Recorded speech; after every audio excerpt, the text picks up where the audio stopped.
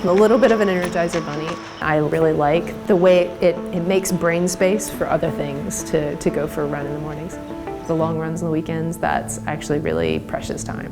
Audrey Odom also applies that same energy to her lab at the Washington University School of Medicine, where she has distinguished herself as a power player in the international field of malaria research. Her work on metabolic pathways and signaling molecules in malaria has opened doors to potential new drugs and has shed new light onto disease transmission and infection control. The malaria parasite is probably the single eukaryotic pathogen that kills more children around the planet.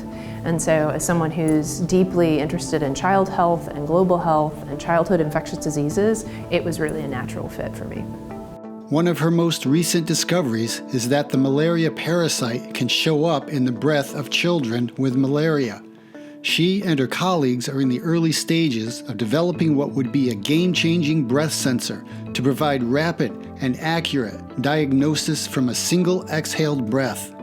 This is important because right now all the ways of diagnosing malaria depend on a blood test. There are a number of studies showing that in many areas in sub-Saharan Africa, people, even when they get a negative test for malaria, will still treat the children for malaria, and that is a waste of antimalarials if the child doesn't actually have it. And so we think that a durable device that's non-invasive, so that you could test the same child 3 times if you just didn't believe the result, would really allow us to only use antimalarial therapy in children that actually need it.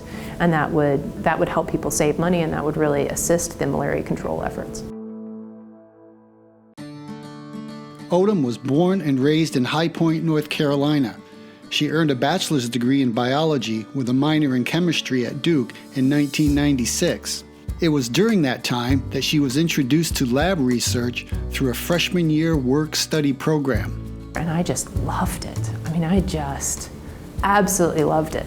She was taken under the wing of both Joseph Heitman, currently the chair of the Department of Molecular Genetics and Microbiology, and John Perfect, currently the chief of the Division of Infectious Diseases. The two were researching the yeast Cryptococcus neoformans.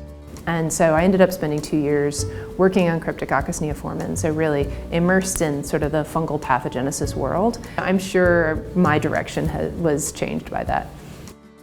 She then enrolled in the Duke MD PhD program and continued to excel in the labs of Heitman and Perfect. She received several national awards, including the American Cancer Society Institutional Research Grant Award and the Harold M. Weintraub Graduate Student Award. She performed residency and fellowship training at the University of Washington, Seattle, and was hired as faculty at Washington University, St. Louis in 2008. She soon had her own lab up and running. I've been completely blessed to have an outstanding group of undergraduate researchers who have worked with me. Odom is beloved by her lab teammates and is a recipient of the Washington University Mentor of the Year Award. In 2015, she was invited to give a TED Talk about her research to create a breath sensor for malaria. The TEDx talk was a blast. There's like 2,500 people in the audience, and you walk out and you are on, and everyone's paying attention. Not like talking to undergrads, right? Odom and her husband, Anthony John, met while at Duke. He was earning a PhD in music composition and now is a successful author of teen novels. So I can credit Duke for, finding me a husband as well. They have 2 young children and love to spend time at their lake house where they kayak, swim, hike, and of course, run. Energizer bunny. Energizer bunny. Energizer bunny. In April 2016, Odom successfully ran her first marathon. As for the other successes in her life, Odom says she owes a lot to Duke. There's almost no aspect of my life right now that I don't owe to Duke. I certainly don't think I would have had the success I've had, the training that I had that prepared me so well to do the things that I do. I owe Duke a lot.